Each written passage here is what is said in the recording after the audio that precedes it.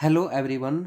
HTET के जो भी कैंडिडेट लेवल 3 के अंदर आज एग्ज़ाम दे के आए हैं तो उन सभी के लिए इस वीडियो के अंदर हम हरियाणा जीके के 10 क्वेश्चन का सॉल्यूशन लेके आए हैं।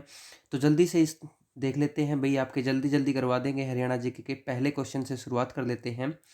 तो सबसे पहला क्वेश्चन आया था भाई, निम्न में से कौन 2021 में पद्म भूषण प्राप्त करता है? तो अगर हम बात करें जय भगवान गोयल और वीरेंद्र सिंह की, तो इनको तो पद्म श्री से नवाजित किया गया है। और जो तरलोचन सिंह है, तरलोचन सिंह को मिला है भी पद्म भूषण। तो इसका सही आंसर रहेगा 81 का तीसरा। उसके बाद हम बात करते हैं प्राणवायु देवता पेंशन स्कीम लक्षित है। तो यानी कि प्राणवायु पेंशन स्कीम है, उसका एम क्या है, उद्देश्य क्या है? ठीक है, तो उसका उद्देश्य क्या है? उसका उद्देश्य है ओल्डर ट्री को हरियाणा स्टेट के अंदर कंजर्व करना, यानी कि संरक्षित करना। हरियाणा राज्य में जो पुराने पेड़ हैं उनको संरक्षित करना, उनको बचाने का काम है भाई प्राणवायु देवता पेंशन स्कीम का। उसके बाद हम देख लेते हैं नेक्स्ट जो क्वेश्चन है। नेक्स्ट क्वेश्चन है भाई, निम्न में से किस नदी का उद्गम स्थल असंगत है, यानी कि करेक्टली मैच नहीं है? ठीक है, तो इनमें से किसका नहीं है? देखो, सरस्वती, डागसाई, तो पहला ऑप्शन ही है जो असंगत है।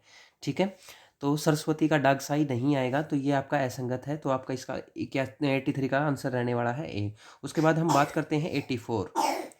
निम्नलिखित हरियाणा के राज्यपालों में से किसका निधन पद पर रहते हुए हुआ गया? ऐसे वो राज्यपाल जिनका पद पर रहते निधन हो गया, इनके साथ आप एक क्वेश्चन और याद कर सकते हो। ऐसे कौन से राज्यपाल थे जिनका कार्यकाल सबसे ज़्यादा था? तो दोनों क्वेश्चन देखा जाए तो उनका आंसर सिर्फ एक ही बनता है, BN चक्रवर्ती। ठीक है भाई, BN चक्रवर्ती। उसके बाद हम बात करते हैं 85 क्वेश्चन की। भाई, दिल्ली मुंबई औद्योगिक कॉरिडोर के अंतर्गत हरियाणा में प्रस्तावित निवेश क्षेत्र औद्योगिक क्षेत्र में से अधोलिखित में से कौन सा गलत है? अब देखो भाई, जो आपका मुंबई दिल्ली मुंबई औद्योगिक कॉरिडोर, यानी कि दिल्ली मुंबई औद्योगिक का मतलब इंडस्ट्रियल और कॉरिडोर, DMIC। एग्जाम में फुल फॉर्म भी पूछी जा सकती है DMIC की। तो DMIC का मतलब है दिल्ली मुंबई इंडस्ट्रियल कॉरिडोर। तो इसके अंतर्गत कौन कौन सा हरियाणा का जो प्रस्तावित है निवेश क्षेत्र या औद्योगिक क्षेत्र में से कौन सा गलत है? ठीक है, तो पहला बता रखा है फरीदाबाद जो है पलवल औद्योगिक क्षेत्र है, तो ये बिल्कुल सही है।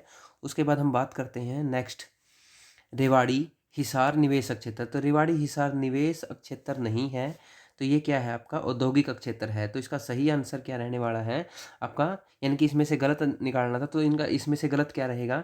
रेवाड़ी हिसार निवेश क्षेत्र, ये गलत रहेगा। और सही क्या होता है इसकी जगह? औद्योगिक क्षेत्र है। क्लियर है? उसके बाद हम बात करते हैं नेक्स्ट 86 क्वेश्चन की। इसके अंदर है, निम्नलिखित में से किसने पंजाब एवं हरियाणा उच्च न्यायालय में मुख्य न्यायाधीश के रूप में कार्य नहीं किया? तो कौन थे वो? तो वो थे जस्टिस MS जैन। तो जस्टिस MS जैन जो थे, इन्होंने पंजाब और हरियाणा जो मुख्य न्याय हाई कोर्ट है उसके मुख्य न्यायाधीश के रूप में कार्य नहीं किया भाई इन्होंने। ठीक है, याद रखिएगा। उसके बाद हम बात करते हैं 87 क्वेश्चन की। तो लेवल 3 का सेट भी है, देख लीजिए। हरियाणा के खिलाड़ियों द्वारा टोक्यो पैरालंपिक 2021 में कुल कितने पदक जीते गए? अगर हम बात करें हरियाणा के खिलाड़ियों की, तो सिर्फ 6 पदक जीते गए थे हरियाणा के खिलाड़ियों के द्वारा, जिसमें से 2 गोल्ड थे, 2 सिल्वर थे और 2 ब्रॉन्ज थे।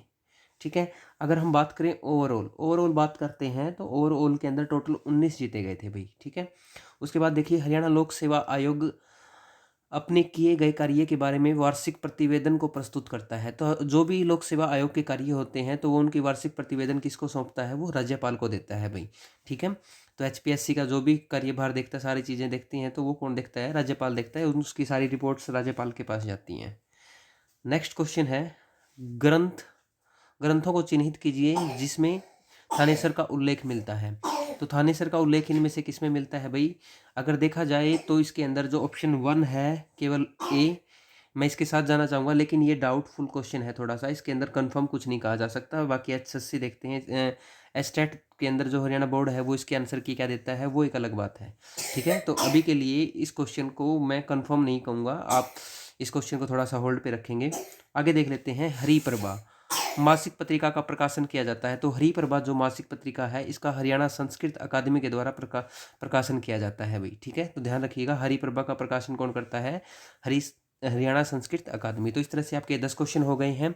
नेक्स्ट वीडियो के अंदर आप लोगों के लिए और भी सोल्यूशन लेके आएंगे। चैनल को सब्सक्राइब करके बेल आइकन को प्रेस कर लीजिए। Thank you, have a good day.